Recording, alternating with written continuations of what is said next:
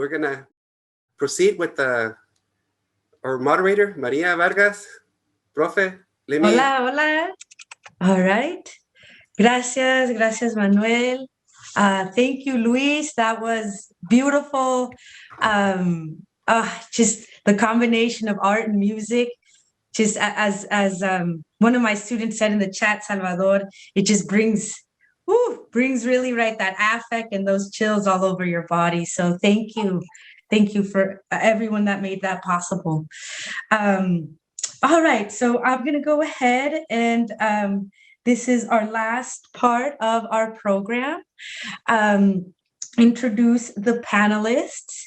So I'm just going to first just read off everybody's name, and then as the presenters, right, are speaking, please introduce yourselves. Give us a little bit of your background in the best way that you find it fit. And also, just a heads up, I will be moderating. We do have 4 people and we want everybody to speak, right? And not be rushed or pressured in terms of time. So everyone has 12 to 15 minutes. I'm going to keep track. I ask you to try and keep track, and then I'll be sending you some direct messages on the chat. So also look out for that in terms of when you have a minute or two to wrap up. All right. So our panelists are Irene de Baracuay from Líderes Campesinas, Organización de Líderes Campesinas en California. And then we have Ruth Ibarra, NorCal Resist, Coalition of Labor Union Women, California Capital Chapter, and the Sacramento Poor People's Campaign. And Luis Magaña, Organización de Trabajadores Agrícolas de California. And lastly, but certainly not least, and I'm very proud of Eduardo Levianos, a Sac State alumni, and now PhD candidate at University of Colorado Boulder. So proud and so happy to see you again, Eduardo. All right, so let's begin with Irene. Hi, thank you, Maria. Gracias, Professor Barajas. Thank you for holding this panel, and it was great to be able to hear Dr. Ann speak. I became, very taken over by the conversation, of course, and so yeah, just to sort of expand, I think all of us here present today have seen much of what's been happening, especially with agricultural workers that have been labeled as essential throughout this pandemic. And so much of my work has definitely been revolved around this, being, I guess, public relations manager of Líderes Campesinas. We are a network of women farm worker leaders and their families throughout the state of California. And so we have been really on the front lines of this pandemic with many other community-based organizations and individuals, academics. And so here we are just constantly responding to the needs of farm workers, agricultural workers that are being today labeled as essential, but as we know, have always been essential, right? And we're finding that during this pandemic, many of the longstanding issues are now brought to the forefront. And so a little bit of my own personal history is that I am a first generation.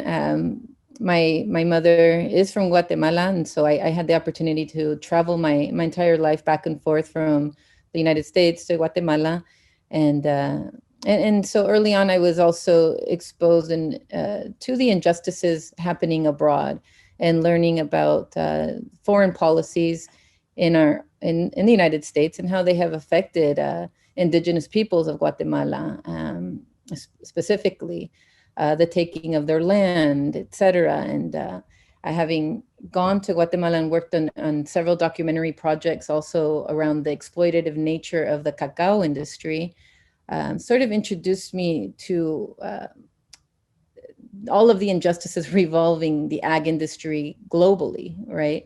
And how it really is all related to corporate America in a sense, and slave labor, which is sort of and close to slavery is what we're seeing today with not only migrant farm workers, domestic farm workers here in the United States, but also the H-2A program, guest workers that come from other countries, not just from Mexico, but from Haiti, from Jamaica.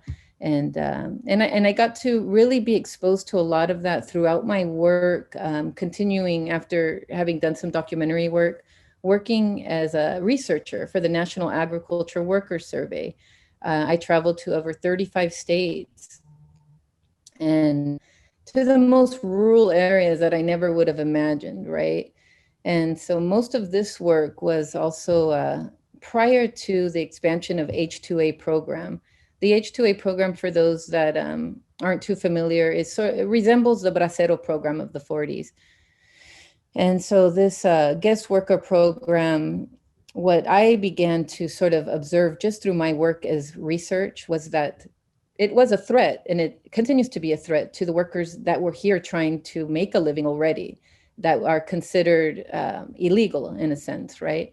And so it is sad too that here we are even having this conversation, and why it's even legal to have this sort of practice existing of exploitative practices, of the dynamics that still exist within the ag industry, the fear of retaliation, the unfair labor conditions that exist, the pay rate, right? At a federal level, the pay rate, I believe it's still at $7.25.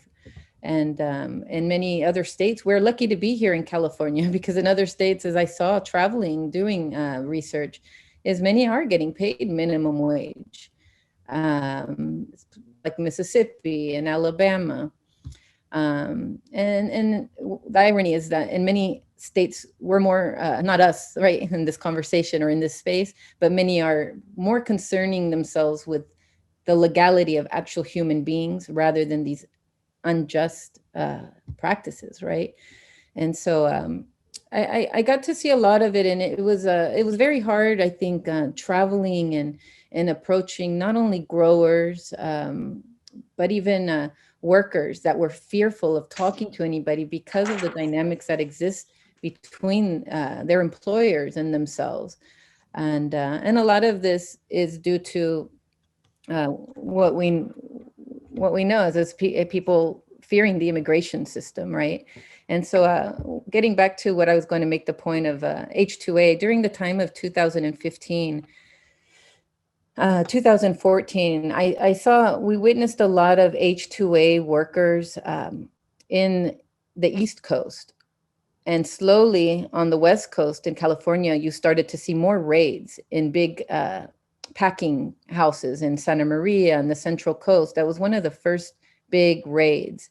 And slowly you saw the transition of local workers being deported back to Mexico, and others replacing them with the H-2A program. So my observations from all of this, it's a constant learning experience. And my observations from this is that it definitely comes from a historical oppression, right, in the ag industry, the exploitation across the borders, and also the monopolization of the food industry, the complicity between big ag, government, and corporate America. And so this monopolization of the food has also taken over small farms, as well as treating our people inhumanely by deporting them, by removing them from their work, from their livelihood, right? And so I traveled to places like, for instance, in Louisiana, visiting a potato farm, and the farmer actually told me that the state required him to use a specific chemical, a pesticide, and all of his workers were sick from the pesticide. They were throwing up, and he was himself. And this is a small family farmer. For over 100 years, they had grown potatoes there in rural Louisiana. He decided to give up growing potatoes because the state had required him to use this specific pesticide.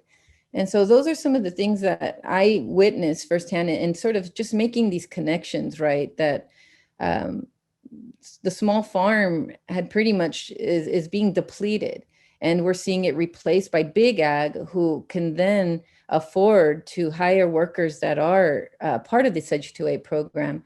And I see Professor had shared a slide there. I was going to sort of show a slide that can, I don't know if you could bring that back up, but the farm worker profile, just to give it an idea of, and it's a little small, but the farm worker profile, this is a document created by the UC Merced, and just showing the current state of the farm worker continues to be extreme poverty, right? In essence, most farm workers are living in multiple dwellings of multiple families in a household.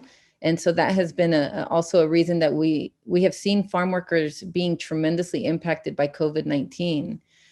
So we see the average age of the farm worker is 40, 46%,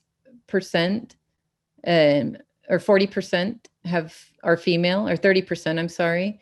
80% are immigrants, 69% are immigrants. Only 64% of farm workers are insured with or have health care.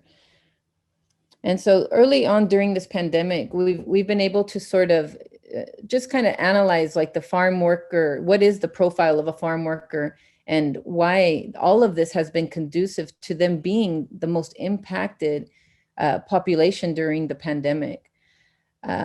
Thousands of farm workers have lost their lives due to, like we mentioned, being in crowded households, living in poverty, being constantly working throughout this pandemic. They have been essential, right? And so continuing on, I was going to just share a little excerpt of something I had written here. We are a nation run primarily by agriculture. It is what has laid the foundation of this great nation. Ironically, as we all know, immigrants play a major role in this by doing exhausting labor at a low cost. As agricultural workers, they are often dehumanized, controlled, and living under surveillance. And at the other end of the spectrum, they are being politicized. This type of mental and physical oppression resonates throughout history. The Industrial Revolution and some of the very same plantations that still feed this country today were manifested off the backs of slaves. It is crucial to recognize that behind the material and monetary gain, there still exists a cycle of injustice made possible by the same dominant mentality and hunger for power that continues to thrive. We see the cycle of indigenous people and immigrants continue to be at the bottom of the two-tier economic system, while we call them essential during a crisis. We have seen how the lack of essential benefits and treatment has brought them, has made them become one of the most impacted populations during the pandemic. So we see also how these dynamics contribute to a structure that is not conducive neither to public health during a pandemic, nor to a healthy food system or safe environment to live in. As mentioned by Anne, the use of pesticides, the exposure, the constant exposure to pesticides, not only just while working, but in the environments, in the rural communities, the exposure to the fires, to the smoke. We have seen all of this, all during a pandemic too, which has been incredible. And us as an organization that has been dedicated to farm workers throughout the pandemic, we have seen these compounded factors really take over not only the people, but also even the organizations that tend to the farm workers, right? The media has been highly interested, as Anne mentioned as well. And so a big part of our role has also been changing the narrative, right? Changing the narrative in the sense that it's the farm workers themselves and the leaders within these communities that are the change makers. And if we continue to have them living in fear and living in these dynamics of where they fear retaliation in the workplace, many are going to continue living in the shadows. And so a big part of us as a CBO that defends the human rights of farm workers, CBO meaning a community-based organization, is to change that narrative and to continue to build leadership and to hopefully even, you know, of course, gain that pathway to citizenship, one that doesn't have, I guess, the barriers that, I mean, the modern day, the Modernization Act does have, which is, it's a very long process, right? So we continue to work towards these. And I know that it was mentioned about some certain legislation that was passed with Rivas. And so that's a big part of our work too, is the Farmworker Bill that passed. It advocates for better safety practices in the workplace. And so we see that $36 million went to tend to farm workers to make sure that that if they have any fears of retaliation, if there are not safe practices, if there's no PPE, personal protective equipment being given by employers, these funds that came from the AB 2043, the Rivas bill, the Farm Worker Bill, has helped CBOs be able to do this outreach and really and sort of start changing these dynamics in the workplace. And so we are a part of this work as well as continuing to advocate for safety nets. I know that the budgets so far have not provided unemployment for farm workers. And so we continue to strive for many of these different benefits that would change overall the dynamics that are causing this exploitative nature in the agricultural industry. And so I will pretty much stop here, and I appreciate being a part of the conversation. Thank you. Muchas gracias, Irene. Again, very inspirational. And as Dr. Lopez said, right, thank you for all the work you do for your organization, right? We got to stay in that hope as well. You know, it's so easy to just kind of sink into all the darkness of it all. And thank you also, Irene, for really speaking, right, to not only, right, not only Mexican, right, farm workers, but the larger kind of indigenous factor, right, that include Mexicanos, Centroamericanos, right, and other Latin Americans, and also for really contextualizing, right, how in this pandemic era, essential has actually made the most vulnerable even open to more exploitation. So thank you. Thank you so much. Our next panelist is Ruth Ibarra. Hello, thank you for having me here. I'm gonna do a more of a personal story about my growing up, right? And give you walk you through what it was like for me growing up as a farm working kid, right? So my grandfather came here during the Bracero program, and once, you know, he went back to Mexico. In the 1960s, my dad came over to the United States, kind of jumped from state to state, went back and forth for a while, but eventually settled in the Anaheim area, Orange County area in the mid 1970s. He left my mom over there with like 5 of my siblings. And in 1975, my mom decided to join my dad in Anaheim. And she came to the United States with my older sister and my older brother, who was about 3 or 4 years old at the time, and left my other 4 siblings in Mexico.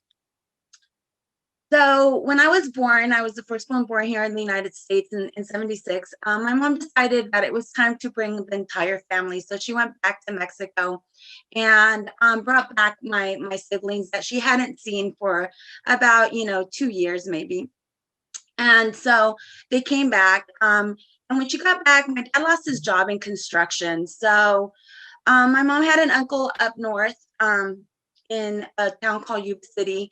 And he said, why don't you all come up? We will help you find housing and work.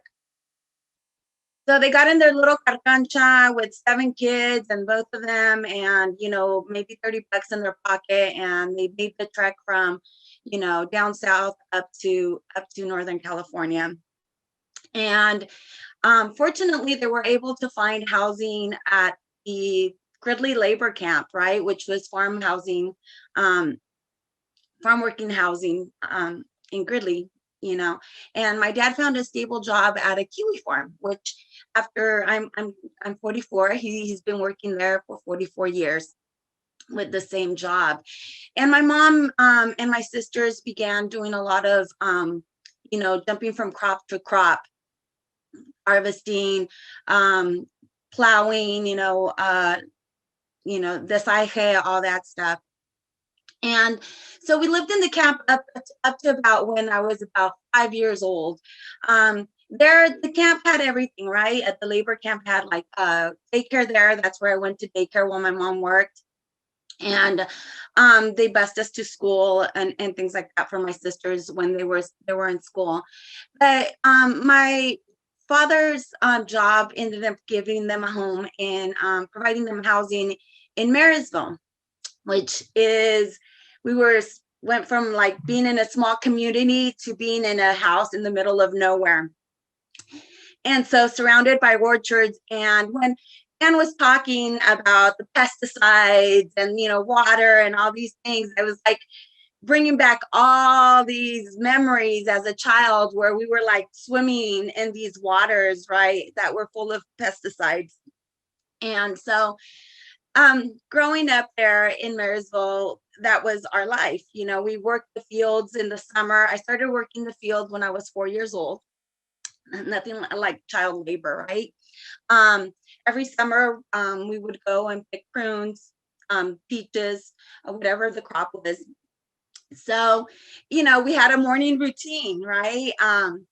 3 a.m., my mom would turn on the radio and the first thing you hear was Radio America, right?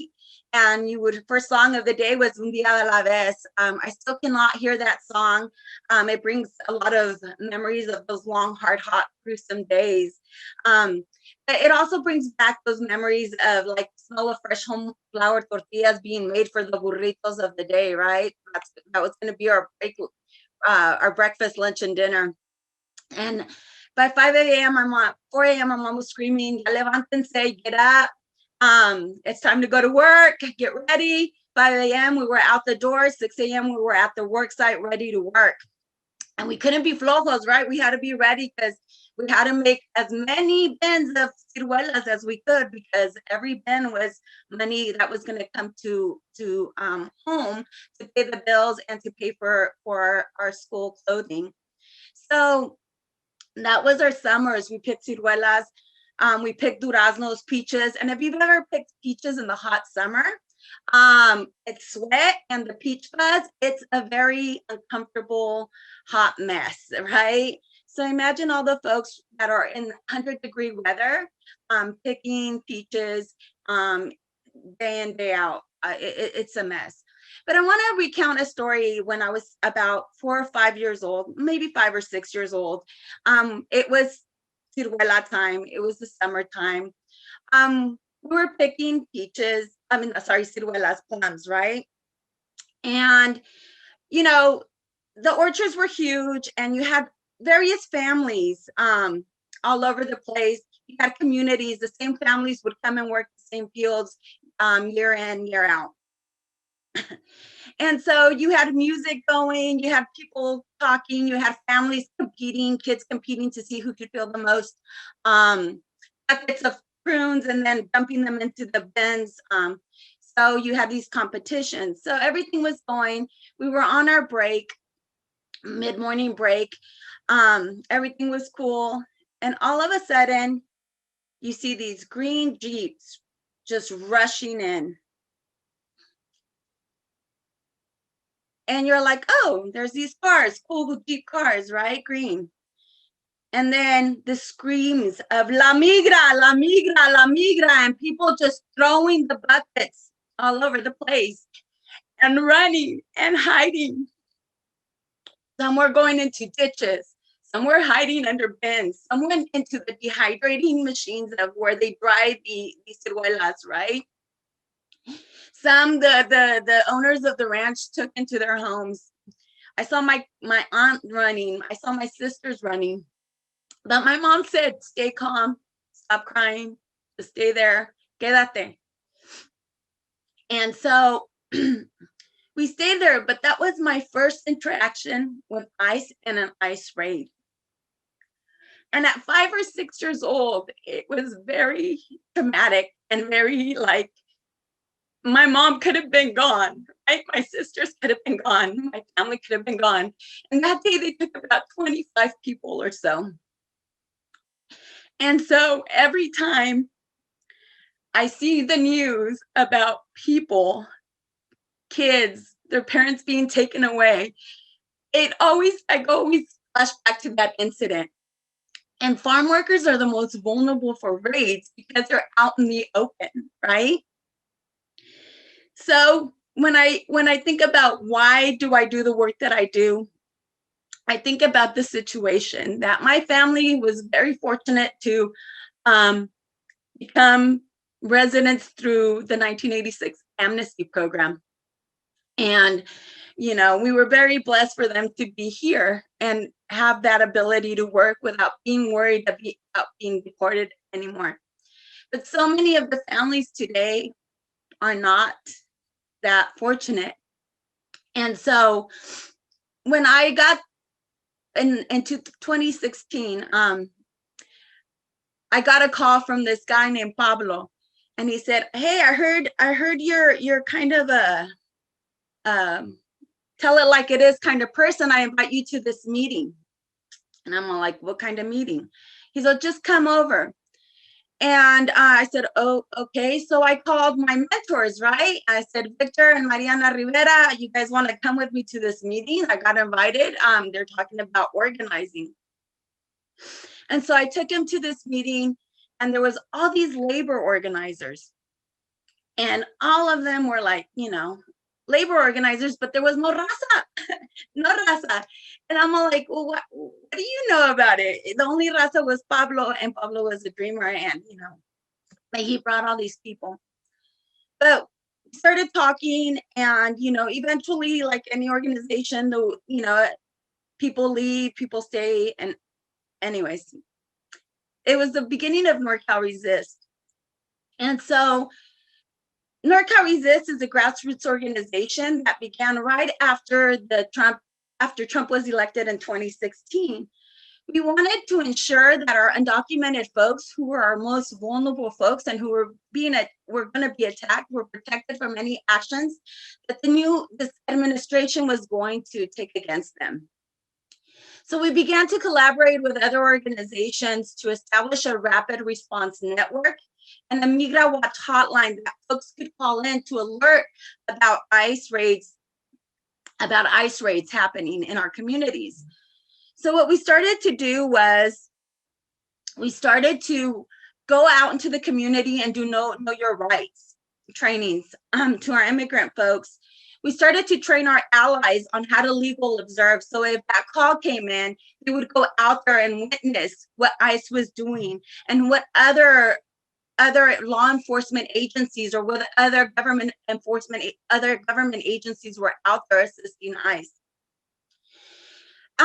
Because the main thing was that we wanted to ensure the safety of our undocumented folks, right? Our gente. So once you know that started happening, we got the hotline going, we got our networks established. We were traveling, and I mean, Autumn and I were traveling up and down Northern California. We traveled all the way to Redding. to do trainings on legal observing and how community there could keep our most vulnerable folks protected and safe. Once that was in place, we also needed to make sure that these folks who were going to immigration courts, to doctors, wanted to feel safe, had somebody that could go with them to ensure that they were okay and that ICE was not going to be messing with them. So we started doing accompaniment trainings. And so we took these allies, we told them, this is how you accompany somebody to court. You don't have to do much, but this is how you make them feel safe. And so we trained about 600 community members throughout Northern California on how to do legal observing, know your rights, immigrant rights, and how to accompany, you know, their undocumented community members to courts or any type of appointment where they felt they were not going to feel safe. Then 2018 came and the caravans, you know, started coming. And we knew that we needed to do something. So once the caravans approached, you know, the border, we sent volunteers down to the border to assist. We sent medical doctors, medical staff, we sent lawyers, we sent translators, and we sent, you know, folks that just wanted to go help. And it didn't matter. You could have, they scrubbed toilets, they cleaned floors, they played with the kids, they sorted clothing, you know, they went shopping for papers, we sent supplies, we sent money. And so we wanted to make sure that we were also assisting those folks that were coming in. And there was a big need also for sponsorship for LGBTQ folks that were in detention centers. So we started sponsoring, you know, trans Latinas to come out of detention. So we partnered up with Santa Fe Dreamers out of New Mexico. So we began to do a lot of work around asylum seekers. But we also started noticing here that a lot of our asylum seekers here did not have legal representation and did not know the legal process. So we started what was a pro se clinic where we would help them fill out their asylum application in order for them to meet their 1-year deadline. So what we were doing as we were growing, we were assessing the needs of our community members to ensure that their needs were being met and to ensure that we were helping and not harming our communities, right? We started some programs such as our Brake Light Clinic. Before any of these trust acts were passed in California, a lot of our folks were being pulled over by the cops, being detained, and then being given over to ICE over a simple brake light infraction. So we decided that a brake light clinic, it's free. We would help them fix those brake lights and they would have absolutely no interactions with police, and it's a safe way of keeping them. And it's cheap to do, right? We continue to do those because we don't want any of our brown or Black folks to be interacting with the police because we know what happens when they get pulled over. So we continue to do that. And we continue to do a lot of other stuff as we continue to grow and assess the needs of our community. Currently, we have 3 families that we are sponsoring out of detention center. What we mean by that is that we are paying for all their utilities, their housing, their food, their legal paperwork in order for them to get acclimated into their new communities and creating a community around them of support so that they could start a new life here in the United States. And we also are doing day laborer outreach so that we could help those individuals that are out there in the Home Depots know that they have rights to, as workers, to, you know, if somebody's not paying them, that they have rights to get that money from them. We had an individual that was working for somebody for 11 days and the guy did not want to pay him. So we connected them to the Center for Workers' Rights, and they were able to assist him in filing some demand on that individual. So this is the work that we do, not just for farm workers, but for all immigrants that are all undocumented folks that are in our communities. We understand that a lot of our farm workers are here, but we also understand that a lot of our service industry workers are also in the same situation. And we want to support all our undocumented folks that are being taken advantage of in our communities. So, yeah. Muchas gracias, Ruth. Thank you so much. Wow, thank you, thank you. Just want to briefly say, especially, right, I loved the way you talked about NorCal Resist. Thank you for your work and that just amazing, amazing organization, as you said, right? You guys really, you really became the front lines, right, at the inception of the Trump administration. With Know Your Rights training, the legal observing, right, the importance of our allies, accompaniment trainings, asylum seekers, and providing clinics for them. I mean, just amazing the work you do. And also, thank you so much for sharing the personal narrative, right, that comes, que viene del corazón y que viene pues del dolor también. And, you know, I grew up in the 90s, and my mother also did not have documents yet. And she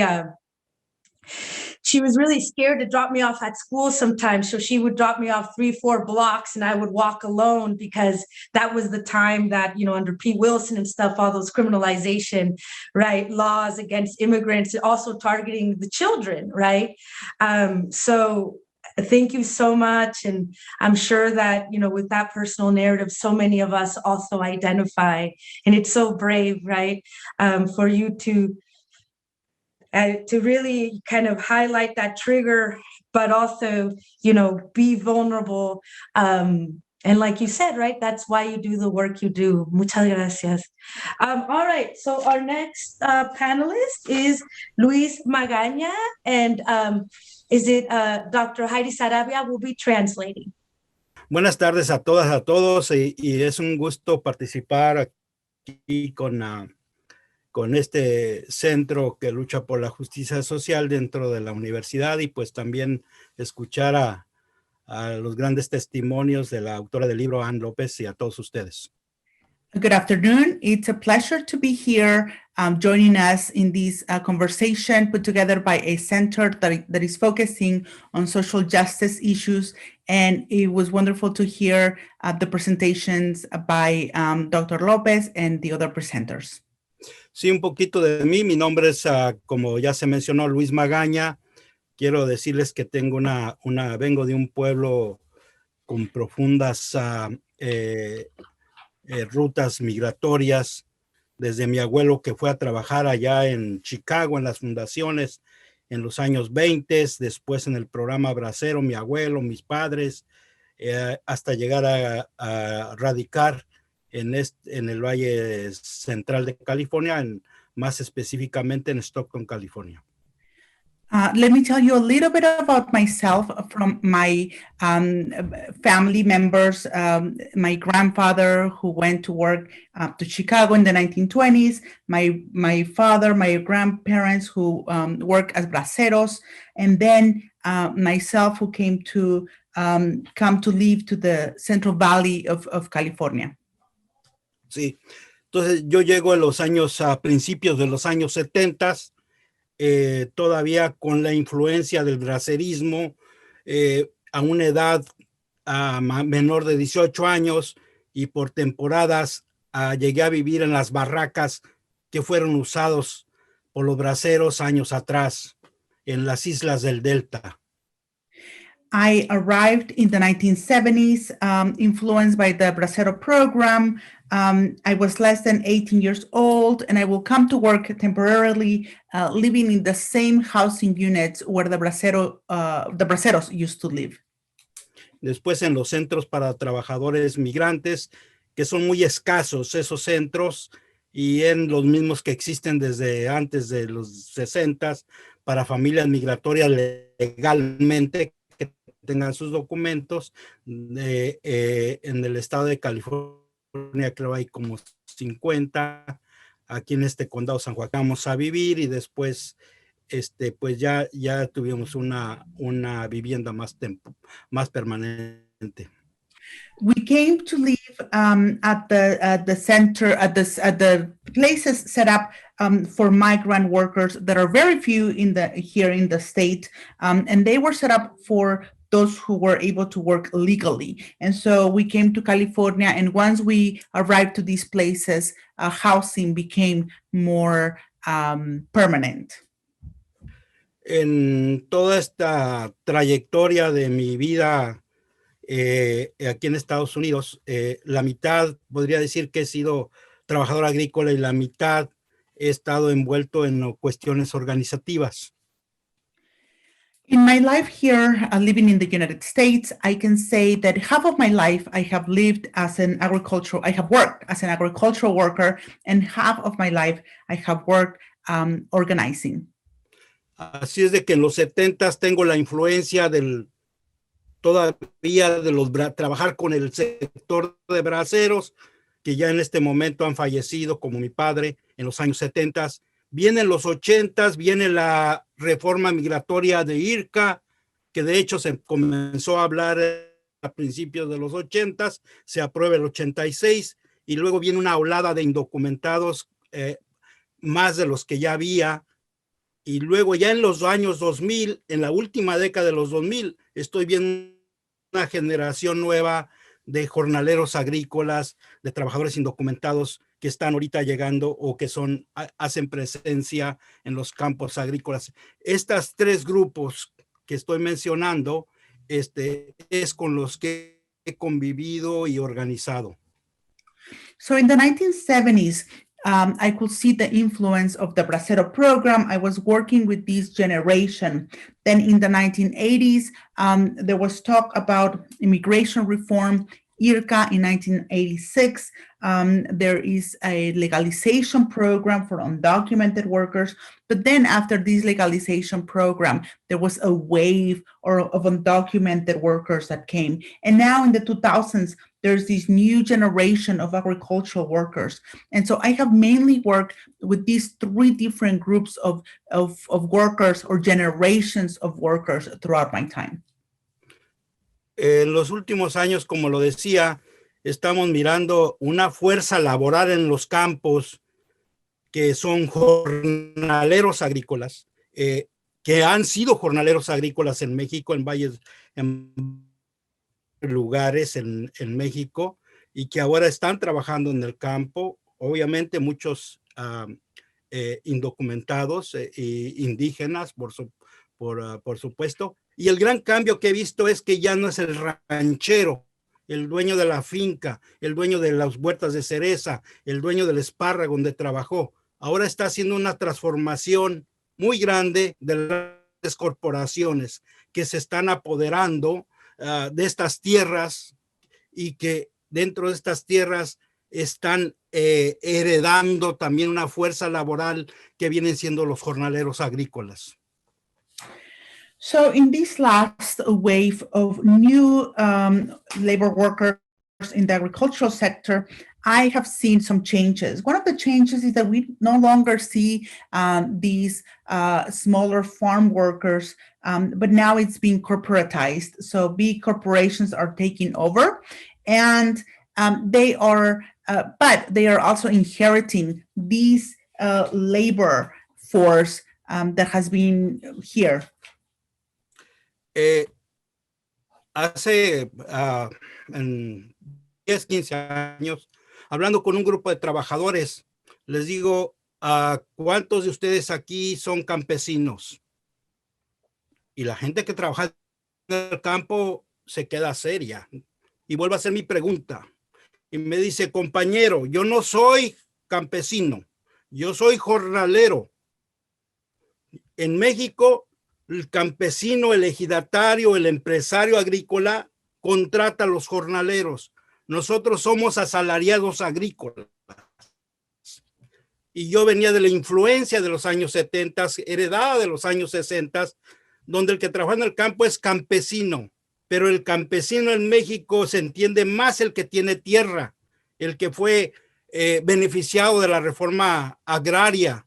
Y estamos ahorita mirando eso más profundo, el asalariado agrícola, que mal llamado campesino, en mi punto de vista, y entender el problema en la agricultura que estamos viviendo. So there are two types of workers. 10, 15 years ago, if I was talking to workers, farm workers, I will ask them, who here is a campesino or a farm worker? And nobody says me, because in Mexico, who we understand as campesinos or farm workers are these people who work the land or they own land. Instead, what we see is the jornaleros or the wage workers that work in agriculture, but they are not per se campesinos, farm workers. They are salaried workers that do not own land. And so I have seen the difference in these two different categories. Sí, entonces tenemos ya el bracero, como mi padre falleció, muchos indocumentados de los años de los años 70, 80, son adultos mayores que ya no les quieren dar trabajo. Muchos de ellos son indocumentados y andan trabajando en el campo, algunos de ellos sin ningún beneficio. Y mientras esta ola de jóvenes, de jornaleros, están dominando más con sus costumbres, con su lengua nativa de México, más en los campos agrícolas, bajo este régimen más corporativo agrícola. So now people like my father, who might be in their 70s, 80s, might be undocumented, no benefits, are no longer hired in the agricultural fields. What we see is this new wave of new workers under this new regime with new practices that are really becoming the competition for these older workers. En la pandemia nos enseña que trajo en cierta forma un beneficio de que la prensa se interesa en saber el trabajador esencial y nunca, como nunca antes en la historia de mis años, el año 2020, tengo llamadas desde el New York Times, Los Angeles Times, periódicos, televisoras, buscando a ese trabajador esencial para sus historias o sus comentarios, qué sé yo. Eso fue positivo, pero a la vez la pandemia nos enseña otra cuestión, que incluso en nuestras comunidades, aquellas organizaciones que reciben fondos de fundaciones, etcétera, para ayudar a este grupo de migrantes y campesinos, no saben dónde están. Llegan con nosotros y nos dice, llévanos a los campos, llévanos a saber dónde están, llévanos a sus barrios para darles este beneficio de cubrebocas, etcétera. Entonces, es como un recomienzo en la historia laboral de los trabajadores del campo, que la pandemia nos enseña la gran deuda que se tiene y de lo escondido que todavía están los trabajadores agrícolas.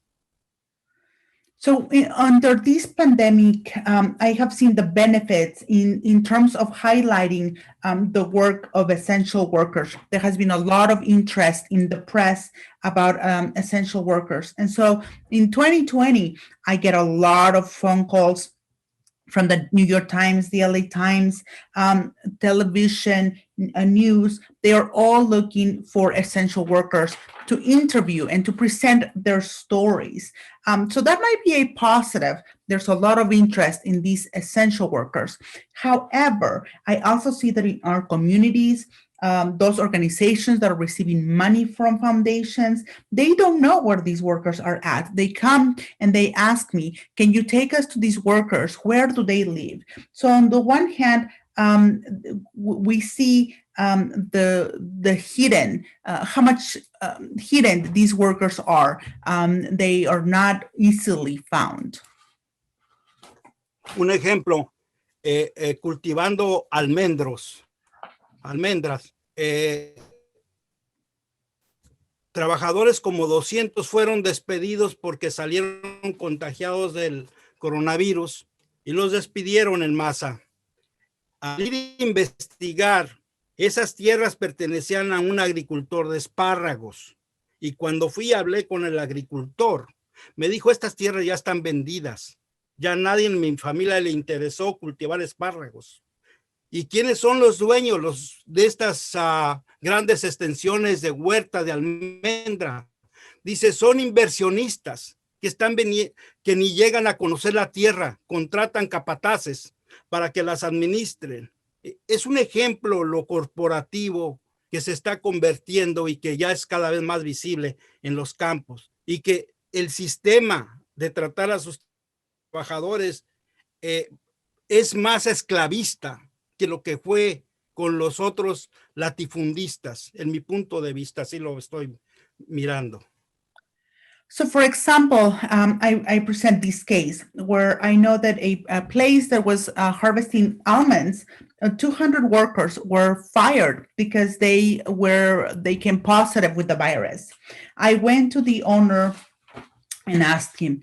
The owner was actually the previous owner actually told me that he no longer owned the land, that the owners were all investors, that they don't really know the land, that they hire managers to manage the issue. And so in that respect, I see that it's becoming more slave-like because the landowners are not even around to know the land or to have care for what is happening. Otro ejemplo fue en las islas del Delta. En septiembre, un joven de 20 años que desertó del programa de trabajadores temporales, el H2A, muere y cae y se ahoga, quedando toda la noche, de 20 años, Alan Eduardo Muñiz. Muere en las islas y su cuerpo fue encontrado un día después. Su madre de Guadalajara nos pide que vayamos a rezar una oración.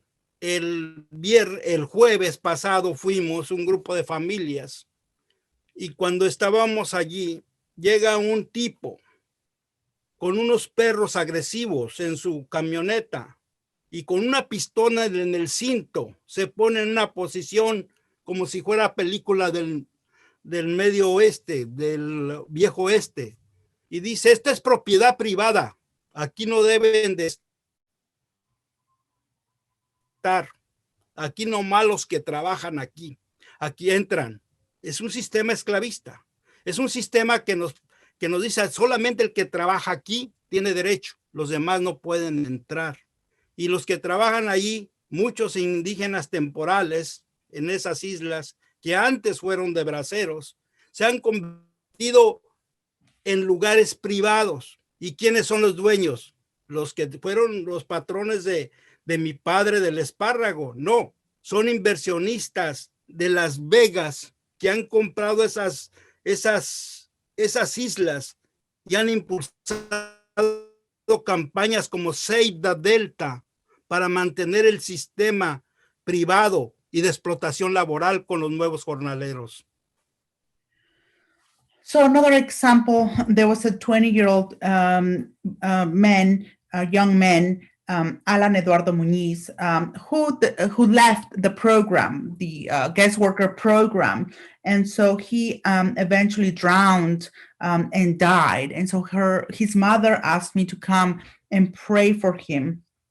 And as we were praying, this guy comes with dogs, very aggressive dogs, and a gun, looking like a movie from the sort of Old West. And he tells us very aggressively, you cannot be here because this is private property. And so this is, to me, like a slavery system where only those who work are allowed to be around. It's a private place. And so, but who are these owners? The owners are investors from Vegas who just bought these islands. And so they are perpetuating this system of slavery. El sistema que afectó a los trabajadores esenciales, indígenas de Chiapas se fueron, se contagiaron del virus y dijeron nos vamos a morir o a curarnos en nuestra tierra. O usaban sus remedios caseros.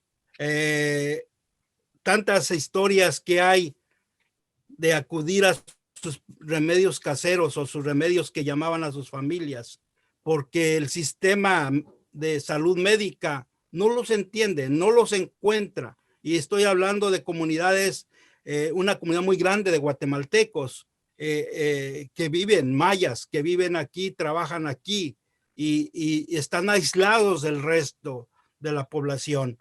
Y pero tienen el control, el sistema de contratar a trabajadores, ellos sí responden a ese sistema. Mientras el otro sistema de convivencia, de viviendas, de programas de salud, tenemos a los mixtecos de la región de Guerrero, de la región de Oaxaca, de los náhuatl de Veracruz, etcétera, etcétera, de jornaleros agrícolas que ya han estado en otros estados trabajando, como Michoacán, como Sonora, como Sinaloa, como Baja California, y muchos de ellos han emigrado y han seguido ese sistema de jornal para la agricultura, para la industria agrícola. And so today we see people from Chiapas, for example, a group of people, indigenous people from Chiapas left after they were infected with the virus. They were using home remedies because, of course, the system of healthcare does not understand them, does not want to treat them. And so they are really isolated. I see indigenous people from Guatemala.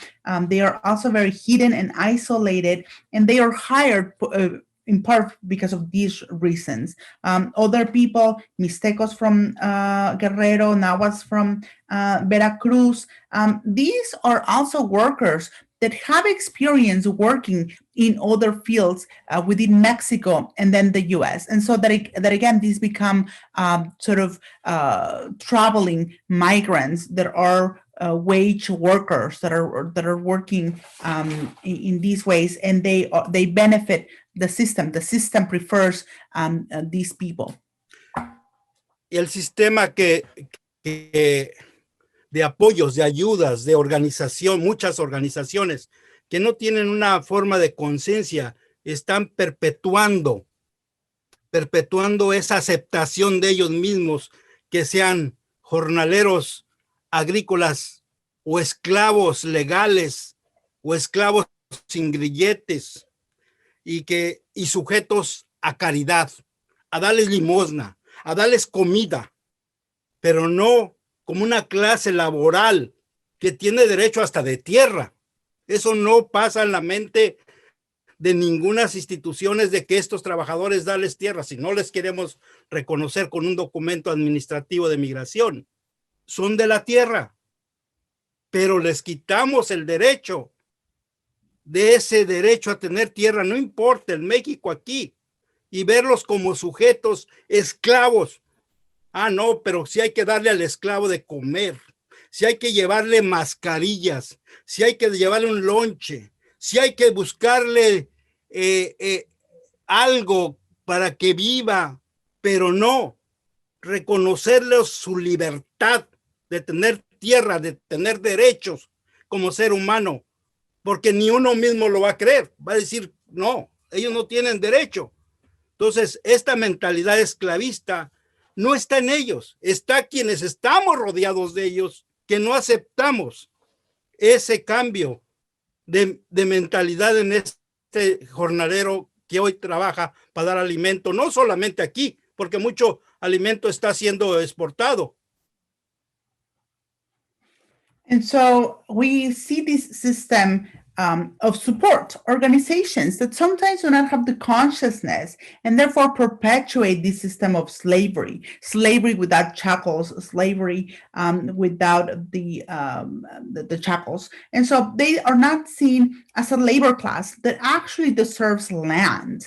But we take away their humanity, we take away that right to land. And so organizations might provide food, might provide masks, might provide things to survive, but they don't recognize the freedom of humans and the right to land, either here or in their countries. And so it's because most of us don't believe in that, actually. And this ideology does not come from the workers. This comes from us, those who are around, who don't recognize this right to freedom and to land.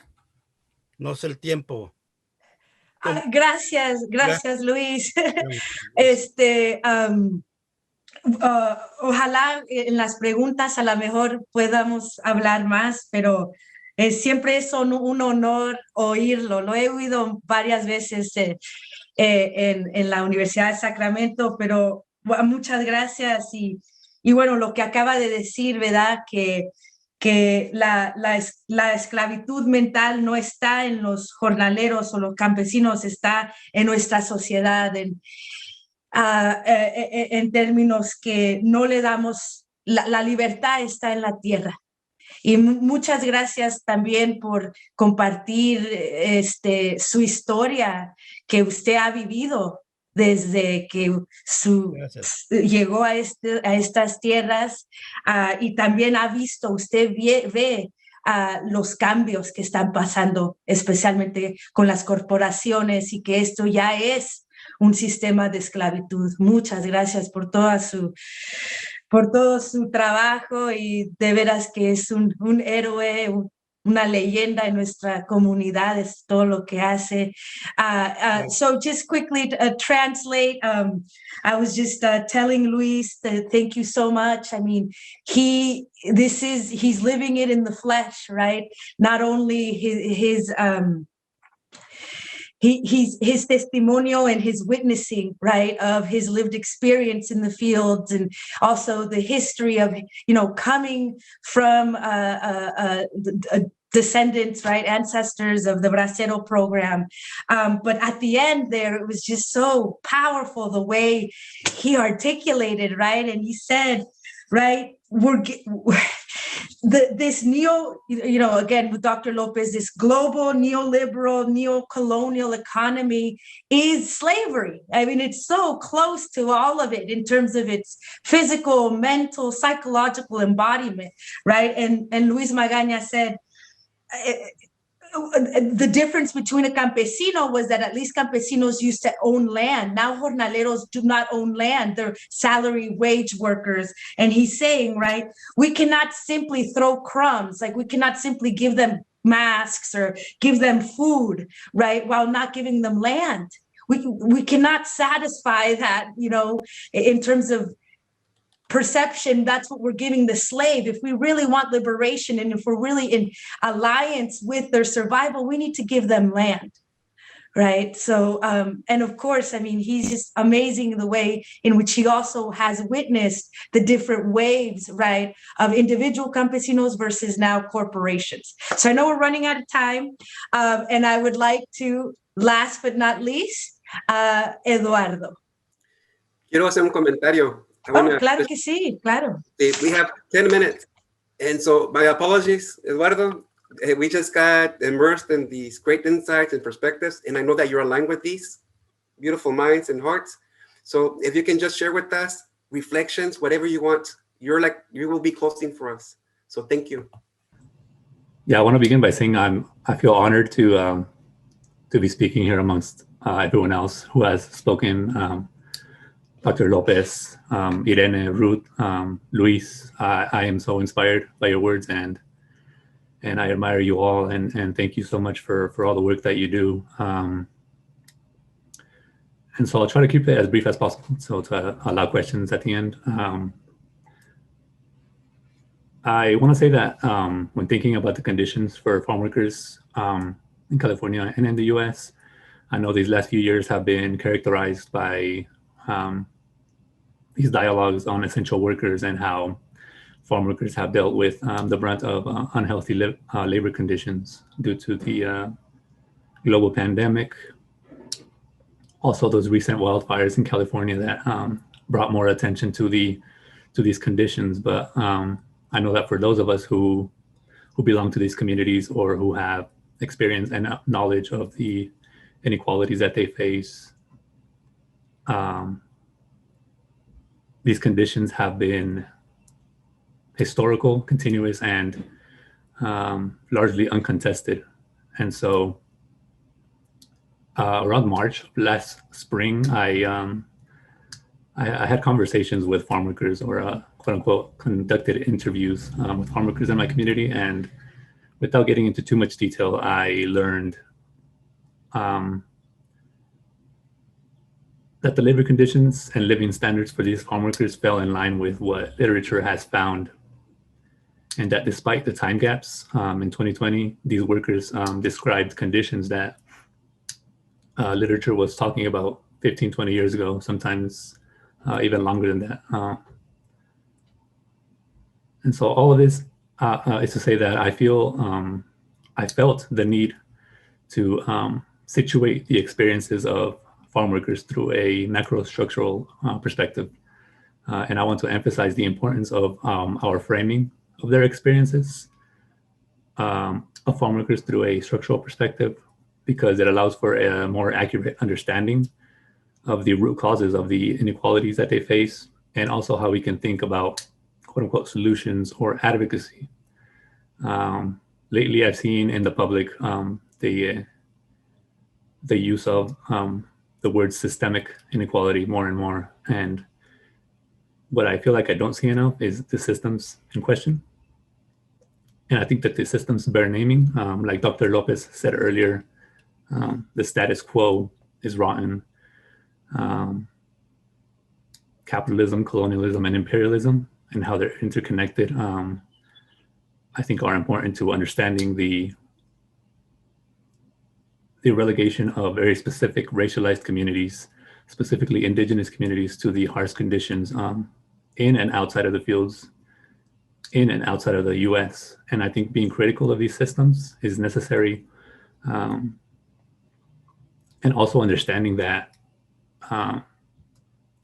current and even historical policies, political institutions, politicians are all informed by these systems. And so oftentimes these institutions and their actions are replaced by very narrow explanations of the inequalities that lead to a reinforcing of these systems. And so when I think of too close to slavery within the context of farm labor, I think back to the labor laws of the 1930s, how they were weakened in order to tolerate the hyper exploitation of farm workers, which was kind of explained by Dr. Lopez, specifically how agricultural workers were not protected by these policies, the National Labor Relations Act, the Social Security Act, the Fair Labor Standards Act, and how the Roosevelt administration at the time compromised with Southern congressmen who wanted to preserve a racial plantation system. All of this resulting in the exclusion of racialized minorities from labor protections, and also gave agribusiness complete control of their workforce. So when thinking of immigration policy in the US, I think it's important to remember that it's inherently linked to the desire for cheap labor, for capitalist development, but it is also at the same time in contradiction with its need to maintain colonial hierarchies inherent to this nation. So whether explicitly, like was in the ways that lax immigration laws at one point were justified for the creation of guest worker programs in the 1920s, or later during the more official bracero programs in which colonized people were used as cheap labor until they were no longer needed, or whether in the ways that racist immigration policy is justified in the US today, more recently through an increased focus on temporary agricultural labor, such as H-2A visas, the denying of citizenship status to farm workers, or the outright exclusion from entry or asylum, as well as continued deportations. I think it's important to recognize that all these systems are interconnected, and imperialism, I think, is also crucial to not only understand migration patterns to the US, but also how wealth and power in the US is accumulated at the expense of people in and outside of the US, as was explained by Dr. Lopez. For example, farm workers' conditions in the US relies on the exploitation and displacement of indigenous people in Mexico by US neocolonial projects like NAFTA. And so US foreign policy to this day results in miserable working conditions and living conditions of working people in the global South, in Mexico and Central America, whether through military or political intervention, that also forces people to migrate to the US and accept mediocre working conditions here. All of this in order for this nation to maintain and to continue to build its wealth and power through the exploitation of people and resources, primarily in colonized nations. So I think it's important to recognize that the conditions for racialized communities in farm labor and for marginalized people in the US in general can't be divorced from these ongoing colonial violences in all its forms. And so finally, to end, I'll just say that I wanted to emphasize the importance of our advocacy for farm workers being guided by an understanding of the inequalities that they experience as systemic, deeply rooted, and intentional, not just a labor inequality, but an outcome of historical and ongoing colonial practices that allow for wealth accumulation, all of which are rooted and maintained by the ongoing dislocations, exploitation, and dispossession. So I think we should remember that these systems are not just abstract concepts, and that this isn't just discourse. I think the material consequences of these systems have been spoken to in detail by everyone who has spoken before me. These consequences are very visible. And so I think it's important for us to think big. I think there's no solution that's too radical.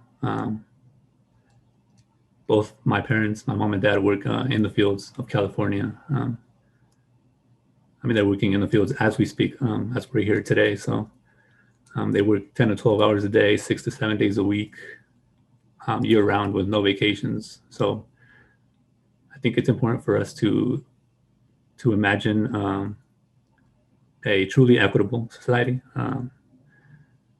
and to remember that there is no solution that is unrealistic so long as the humanity and dignity of our community is under attack. Thank you. Eduardo, that was powerful. That was beautiful. Gracias.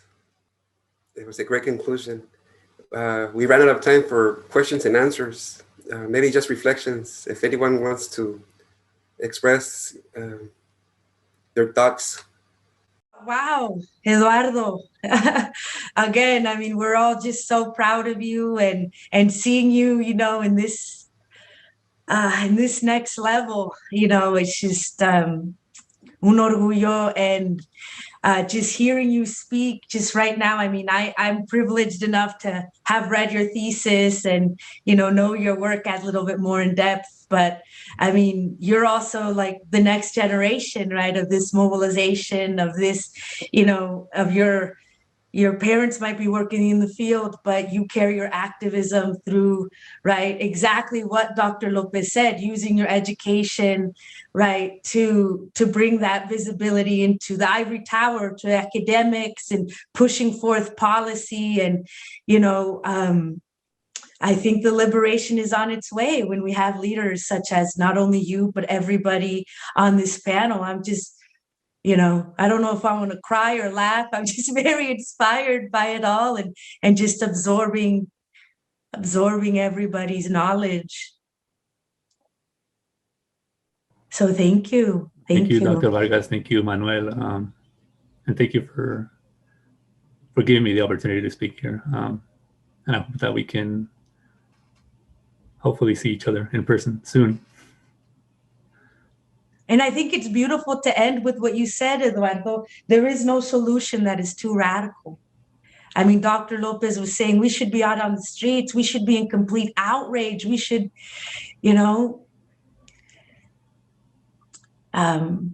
So yeah, I think that is the best inspiration we can all leave with today. See, it's difficult to say. We're finished. We're not finished. We're beginning, and hopefully we can connect with each other's efforts and advancing awareness, empathies, and motivations to act effectively to address these normalized systems of oppression, as nicely articulated by Eduardo and everyone else. I'm just inspired. Muchas gracias, everyone. Todas. Muchas gracias. And I don't want to say bye-bye, but our students have to go to the next class. So let's stay in touch. Abrazos. Best wishes to everyone.